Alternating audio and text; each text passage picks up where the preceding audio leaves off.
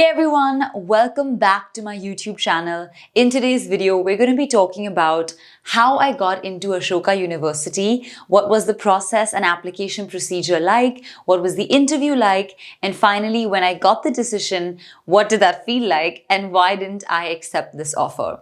So let's dive right into this video and get into understanding how to apply to Ashoka.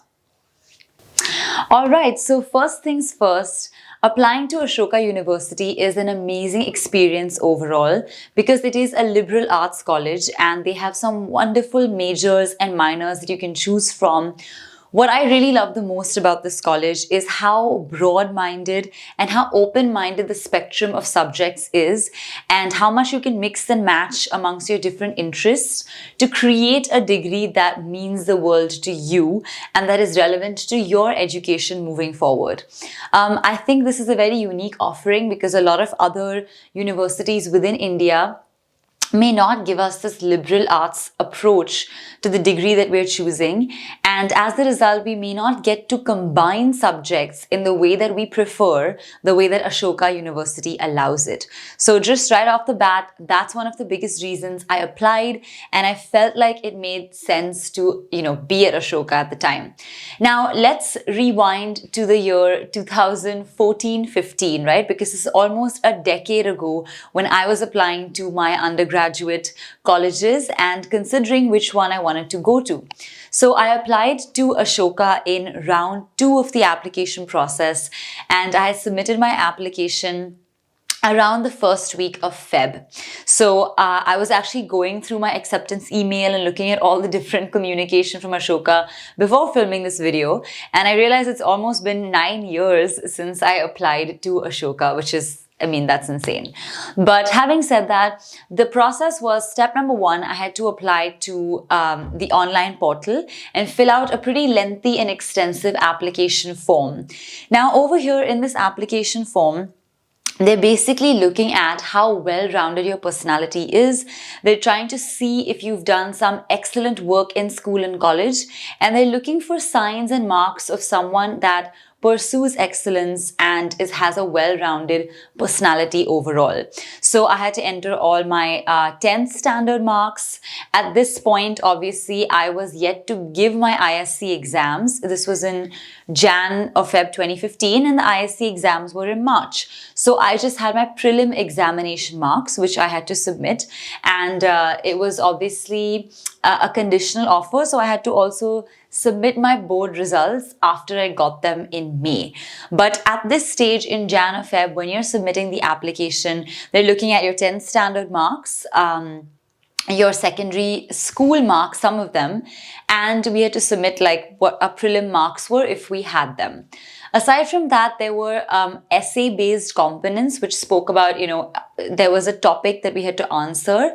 And these topics, my assumption is they probably change every year because obviously it's not going to be the exact same application.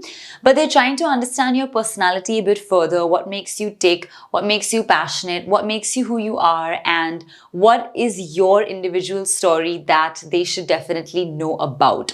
So I would say that, pay attention to that entire essay-based process because everything else is just objective, right? Like you're just entering details. But the essay is where you get to showcase your personality and you really get to stand out as a person. So I would say focus on that as much as you can. The other component is a letter of recommendation. At the time I had applied, I think it was just one academic letter of recommendation from someone that closely works with you. So I had requested my class teacher at the time, who had been my class teacher in both 11th and 12th grade, to write this letter of recommendation for me. And the way it works is you enter their official email address, which is attached to the school or the college, and Ashoka directly sends them a request for the letter of recommendation. So it directly goes to them. The teacher that you have chosen directly enters her letter of recommendation on that portal and it gets submitted. So you're really nowhere in the picture for the LOR, for this letter of recommendation. All you're doing is giving the email address and then the teacher and Ashoka take care of everything else. So I would suggest really pick someone who knows you and who has seen you do a wide range of activities, which is why I chose my class teacher for this LOR, because she had seen my academic journey. She had seen me act and be on stage. She had seen me participate in elocution. Fortunately, she was also in my house mistress, and so she had seen me participate in inter-house activities. She'd seen me go to Singapore for the Sunburst Youth Camp. She had just seen like so many different facets and elements of my personality that she was in a good position to make a judgment, to give and share her decision, and it made a big impact because she knew me from like all perspectives possible. So I would say definitely like choose someone who's seen you in multiple roles. Don't maybe choose just one subject teacher who's only seen like one dimension of you. Possibly choose someone who is in an influential capacity and has seen multiple different dimensions of your personality. Having said that, it's a pretty straightforward application form. You fill in your details, you fill in the information about your extracurricular activities. And by the way, this section is also quite important because they ask you about your extracurricular activities, and then they also ask you to give some more details and information about what was that activity specifically. So I, for example, had attended the Ivy League Model United Nations, which was in University of Philadelphia. And so I was able to talk about my experience there. I spoke about how I represented India at the Sunburst Youth Camp. And so I had a lot of like different experiences that I could share. And I think that added weight to my application and my overall personality on screen. And not on screen, in the app. So I think that definitely made a difference. And I would say that, yeah, put your best foot forward, write as well as you can, and don't leave out any important information. Sometimes we think, was this extracurricular really important? But actually, when you write it down, you talk about it, you realize it's important. I learned a lot from the whole experience, and I should 10,000% put it out there. So do not hesitate from putting your good karma, your good accolades out onto that application form. Once that is done, and this is somewhere in Jan or Feb, you can also apply in round 1, which is much earlier, before Jan. But I had applied in round 2 because I wanted to be sure of what I was writing. So once that whole process is complete, they will let you know whether you have been shortlisted for an interview.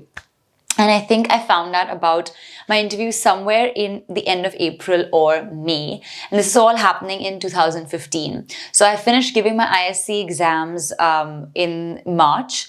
And by April end, I had received the letter from them saying that, you know, we loved your application. And actually over here, I would love to tell you all that they write their emails so well. Like, it is so well written. It makes you feel really positive and it's very encouraging. So whoever's doing content for them is doing a great job at least that time. I'm sure it's the same now. And it really makes you feel like, wow, I got into this college and this university, like I'm on top of the world. And it's a very good feeling.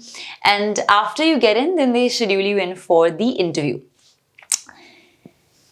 Now, this interview, for me, I checked the email records to see what date it was, what was it like. My interview was on 20th May, 20 May and 2015, and it was in BKC at one of the business parks, which is usually, I guess, where the interviews happen. So, I went for my interview. I had to carry a lot of my original documents, transcripts, and many records for them to check that everything that I had said in my application is real and true, and I have the evidence to prove it, physical evidence to show it.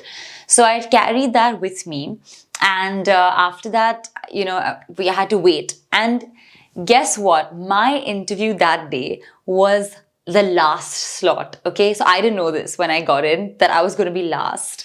And so I was waiting. I waited for quite a bit of time. And then they finally said, you know, if they're ready for you, you can go ahead and take the interview. And I cannot explain, because I was last and there was no one after me, right? My interview lasted almost 1 hour, 15 minutes. It is single-handedly the longest interview I have ever given for anything. And it was a very interesting interview, and I guess it went pretty well because I did get admission and a scholarship after that.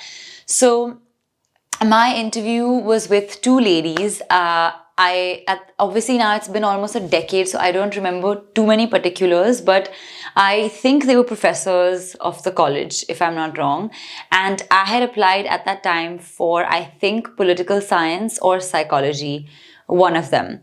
And so they were basically like I think the interview started off well, and it was very sweet, and just getting to know me, asking me about my passions, asking me about what makes me excited, what makes me feel ready for the new this undergraduate journey of life. So things like that. I think where it got interesting was they started to ask me more current affairs and like world situation type of cases, and like, what is your opinion on this and what's your opinion on that. And I was debate captain, and so I had a lot of opinions and I have a lot to share, and I said my opinion, and then they also said, but don't you think this would have been better, and don't you? So I remember that it became quite an intellectual debate, actually. Me and them together, we were debating a lot of things, and it was an interesting debate because at one point they were really going hard, like, they were just rebutting everything I said. And I remember staying calm and composed and saying, I see your viewpoint and I think it has a certain amount of merit, but I still stand by my previous opinion, and I do think that this is what it is.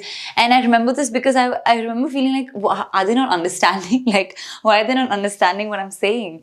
And I think that was their way of testing me and just trying to see, like, does she stand by her opinion? Does she change? I think they were just trying to assess my personality overall. But I remember towards the end, I started getting very like, I was like, okay, like, you can argue with me a little less. Like, this is just too much of a debate happening now. So when that started to happen, I didn't know whether it's going well or not going well, because I was like, I guess I'm speaking my mind, but I'm not sure what they're trying to assess here. So for those of you that are going for the interview, it could have changed, right, over the years, but I will say in any interview in general, just be yourself and be amiable, be courteous, be respectful, be nice. But if you truly believe in something, then don't just change your opinion because somebody said something, right? Like, if it's valid, factual information, sure, you can have a change of heart, you can have like a different opinion. But I don't think you're literally gonna like change like a chameleon and start saying some new thing, right? So it was quite interesting, I will say. Longest interview again. And my overall gist of that interview was that they asked me a lot of questions that are not like in syllabus, right? They're just general life questions, and it was very thought-provoking. I had to really keep my thinking cap on and be like on it. And at one point they even said, it's okay, like, if you don't know the answer to this, it's fine. I was like, no, but I'm going to try to think and I'm going to try to answer that question as well as I can. So in these kind of situations, honestly, just keep calm and answer from the heart, or the most real way that you can. Because if you try to be fake in any way or like try to change your opinions, people catch that. I'm sure they can tell. So just like stick to you, like do you and go ahead and say what's on your mind in the most accurate way possible, and then people will take you for who you are. So that was my interview. I finished, I came out, and my mom was waiting for me. She was like, what is happening? Because it took so long. And I was like, I don't even know. Like, even the admin people, right, who conduct the interviews and help you go in, even they're like, wow, that was the longest interview ever. Like, we haven't had such a long interview. And I was like, it was the last interview of the day. Maybe they were just having fun, or maybe they were just like, I don't know, having a good time.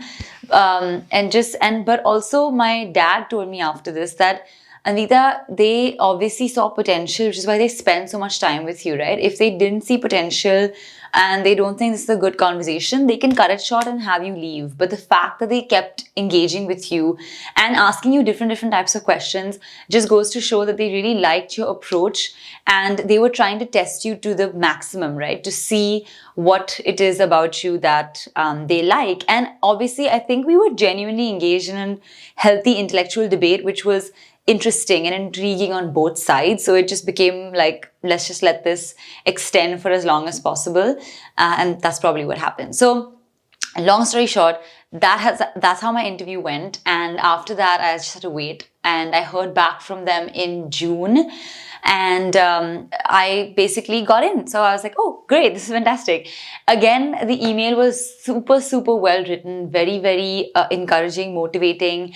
And if I'm not wrong, I think that was the first batch of Ashoka 2015, because I did read in the email that first cohort. So I think we were the first batch. And the inaugural batch also, they've called it. So I think we were the first ones.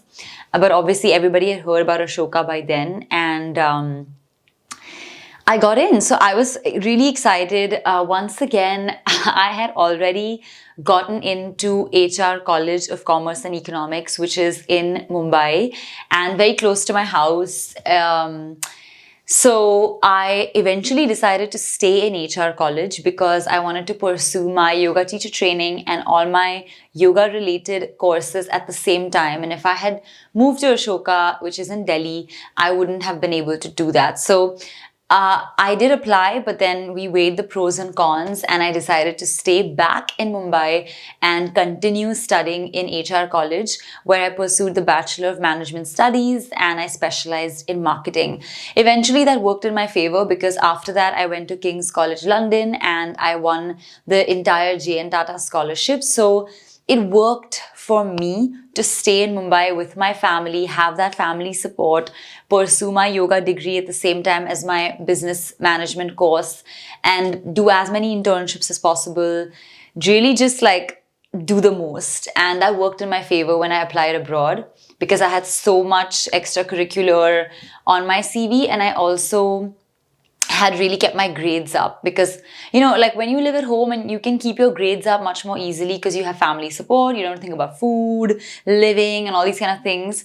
And obviously, if you move out of home after the 12th, you obviously can keep your grades up, but you just have to work that little bit harder to also take care of yourself and keep your grades up and maintain social relationships and do internships. So it's a lot, but it's up to you what you feel like doing. And I also would like to add here that I got a 15% scholarship as well on the tuition fee, which was really nice. And I really appreciated that they gave me that 15% scholarship as well. They had asked us to accept the offer by the first week of July. And unfortunately, I declined the offer and I said that, I would not be accepting this. I will not be coming because I've already started college at HR college and I would like to stay here. So I didn't end up going. But when we went for the interview, I did get the t-shirts. I did get a lot of their signature stuff from Ashoka University, which I still have, by the way. Sometimes I still wear the Ashoka t-shirt and it's a very comfy one. Like they invest well in their merchandise. So I still have a lot of their stuff. And obviously I went through all the emails today and it was really nice to look back and just look at myself in 2015 and be like, wow, appreciate you 10 years ago. Like you were good even that time. So it was fun going down memory lane and just taking a look at all these things. And I will say ultimately your undergraduate decision is in your hands.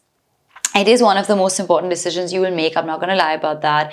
It pretty much changes the direction and course of your life because until the 12th standard, you're in school or you're in junior college and you're just like, you're 18. It's fine. Once you become an adult and you go into college, most of your adult experiences are shaped based on the college you choose. And it's a big decision. So I would say, please take it wisely. If you're someone like me who loves extracurricular, but also loves family and also wants to be, maybe if you already live in a big city, if you already want to be there, makes sense to stay back. But if you're someone who thrives in environments away from home, or you want to explore a bigger city or a different place, or you just want to already go out there, then that's up to you. But I will say, staying home for undergrad, in my opinion, is a big plus. Go for your masters when you're more mature and you can handle the staying away from home. Because when you leave home at a very young age, sometimes you start holding on to things and considering things home which are maybe not the healthiest for you or maybe not the best for you, but when you have your parents by your side all the way till the age of 21, 22, you have a very good support system and base at an emotionally critical time, and that really shapes your personality. So for both women and men, I would say think about whether it makes sense to stay at home for undergrad and have that support system, or whether you're already ready to leave home and, explore a college away from home. So take your time, think it through, see what makes sense for you. I hope this video has been helpful for Ashoka University in particular, and I wish you all the very best with your undergraduate applications. May the best college win you, and I wish you an amazing, amazing time. I'll see you in the next video. Thank you for watching. Stay tuned. Please subscribe, like, all of the things, and I'll see you in the next one. Bye for now.